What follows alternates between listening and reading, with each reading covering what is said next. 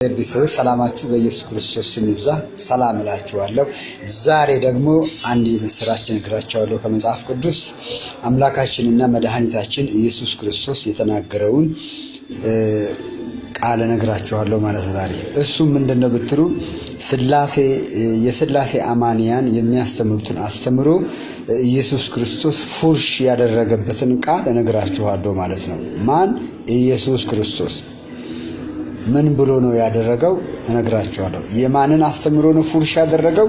ሥላሴ የሚባለውን አስተምሮ፣ ሥላሴዎች የሚለውን አስተምሮ ኢየሱስ ክርስቶስ ትክክል እንዳልሆነ ግልጥ ባለ መልኩ አስቀምጦልናል ማለት ነው። ሥላሴ የሚሉ ሰዎች ሶስት የተለያዩ አካላት ተደምረው አንድ ይሆናሉ የሚለውም ማለት ነው። ሥላሴ ማለት ሶስት የተለያዩ አካላት ተደምረው አንድ አምላክ ይሆናሉ ያለውን ማለት ነው። እሺ እንመልከት። የዮሐንስ ወንጌል ምዕራፍ 10 ቁጥር 30 ኢየሱስ ክርስቶስም እንዲህ አለ፣ እኔና አብ ስንት ነን? አንድ ነን አለ። እኔና አብ ስንት ነን? አንድ ነን። እኔ አብ ነኝ፣ እኔ ወልድ ነኝ አለ። ኢየሱስ አብም ወልድም መሆኑን ደግሞ ማስረጃ የቃል የሚሰጠን ማን ነው?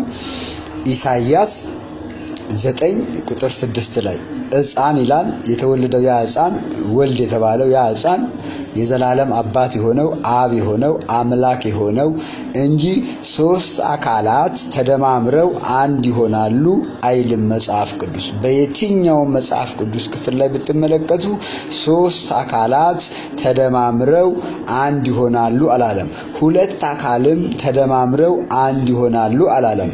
ኢየሱስ ክርስቶስ ስለ አንድነቱ፣ ስለ ብቸኝነቱ፣ ስለ አምላክነቱ፣ ስለ ኃያልነቱ፣ ስለ ጌትነቱ አንድነት ተናገረ እንጂ አንደኛው ገጽ ሌላ፣ ሁለተኛው ገጽ ሌላ የተለያዩ አካላትን እያሳየ አይደለም። ኢየሱስ ክርስቶስ በስጋ የእግዚአብሔር ልጅ ተብሏል።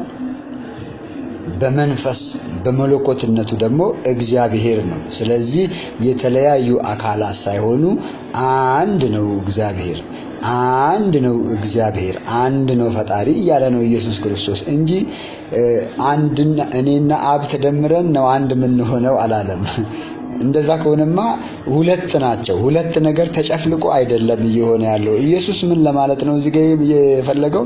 ያ የብሉይ ኪዳኑ አምላክ እኔ እርሱ ነኝ፣ አብ የምትሉት እኔ እርሱ ነኝ፣ ቃሌን ሥጋ አድርጌ ለሰዎች ኃጢአት ስለ ወደ ምድር መጣው እንጂ እኔ ያው የጥንቱ አብ ነኝ አልተለወጥኩም ብሎ እያለ ነው። ስለዚህ ሥላሴ የሚባል አስተምሮ ሥላሴዎች ተደማምረው ሥላሴ የሚባልን አምላክ ፈጠሩ የሚለውን ኢየሱስ ክርስቶስ ዜሮ አድርጎታል፣ ፉርሽ አድርጎታል።